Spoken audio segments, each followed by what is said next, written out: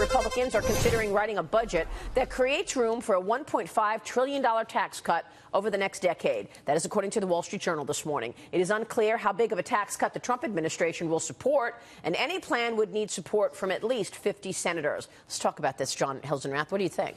Well, first of all, as far as the Trump administration, I mean, I think they'll get behind anything at this point because they need to put a win on the scoreboard on taxes. Yeah, and he wants to cut taxes. This $1.5 trillion number is... It still has to be negotiated. There are hawks in the Senate and also in the House that want a revenue neutral bill. You know, what we learned from this story, which I helped edit last night, was that what we're talking about is the party is moving towards something that isn't going to be revenue neutral.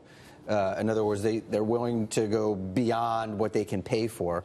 But what that also means is that some of these tax cuts that they might put into place now could expire in 10 years unless they're extended at some point down the road. But what you point out in the article, and to actually quote the article, this is an important fiscal marker that Right. they're putting this $1.5 trillion in the budget, because this is a sign, and you can correct me if I'm wrong, that we could really get, if they can get on board with this, we could get tax reform this year, or some sort of tax cut, if you will. I think we're going to get it. Right. Our big problem, though, is messaging. Republicans do the worst job of messaging in the world. Talking about tax cuts to a person who has his or her taxes taken out of a paycheck makes no sense because they don't see their taxes, they don't write a check for it. We need to talk about paycheck punching. We're going to punch up your paycheck. We're going to help you have empowerment as a consumer, because we focus on tax cuts which go right over the heads of most of America. We need to be talking about why reducing the corporate tax rate to 15% means when you go to the store, you're paying less for everything you buy.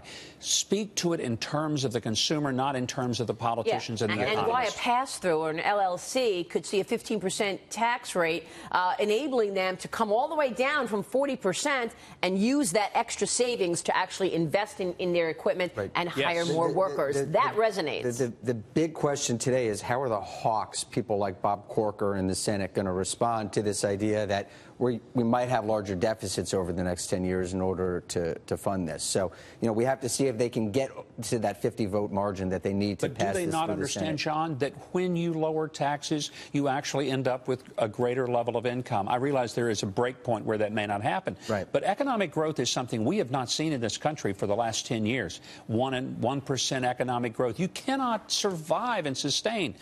Get the tax cuts down where people start hiring and you bring foreign capital back into the U.S. that's parked overseas. Yeah. Now you've got a 4% growth that you fully fund Medicare and Social Security with 4% growth. That's what we need to be talking about. This is another one of the big issues that they're going to be wrestling with is how do the scorers in Congress, the Joint Taxation Committee, the CBO, score measures like this? How much growth are we going to get out of them? That's a big debate that's been going on. It's a big debate, and Treasury Secretary Stephen Mnuchin told us last week that they have their own scoring within the Treasury, and they're not necessarily married to the CBO scoring, that this is actually one of the big sticking points, which will tell us whether or not over 10 years, if we're actually going to see more revenue. Right, but it's not the Treasury score that really matters in terms of how these bills proceed through Congress. It's what you get from the Joint Tax Committee. Well, I'm just saying, I mean, would they just say the CBO scoring is not relevant the way that they felt that it was relevant this time around? Look, I think these scoring things from the CBO are a bunch of cook numbers. It's home cooking to whoever's putting the pressure. And many of these folks are career bureaucrats who have a vested interest in making sure that they protect their jobs rather than the jobs of people out in the States. There's an old saying, I think it applies here.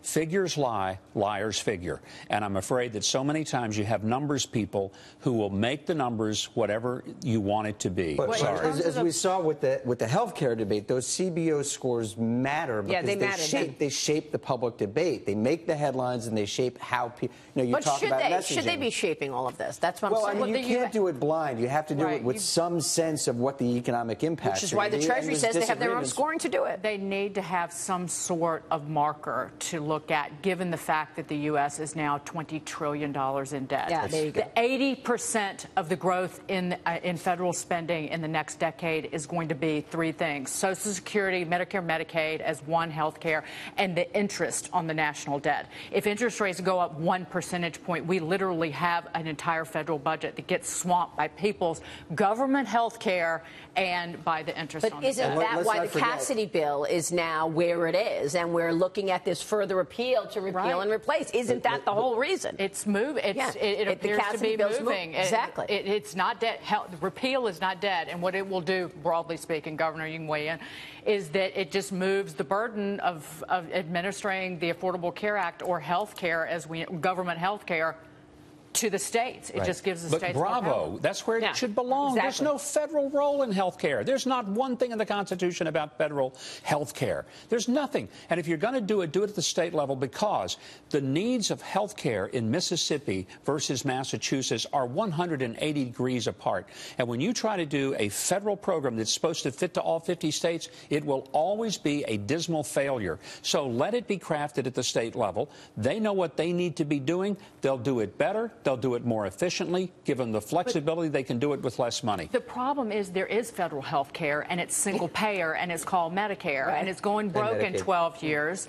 They'll be able to pay out 88 cents on the dollar in benefits, and it's a $50 trillion unfunded liability that largely will swamp the entire U.S. economy if they don't fix it. So people so we do have government. People say, I want the government out of my health care. Well, every senior in America has the government in their health care, and they love it. And then there's Obamacare. What Dagan's saying here is, we're talking a lot about taxes, but there's a spending problem that nobody is talking about in Washington. We want to rewrite the tax code and, do a $1.5 trillion tax cut, but who is going to address the spending problem in Washington? I'm laughing because he's actually editing me. He's given me a topic sentence. That's my new job. That's your new job. That's so what he does. You gave me a topic sentence, so thank you for that. Well, look, I just say it is good news that we're talking about $1.5 trillion tax cut. It is good news that the Cassidy bill is moving. That is approaching looking at entitlements.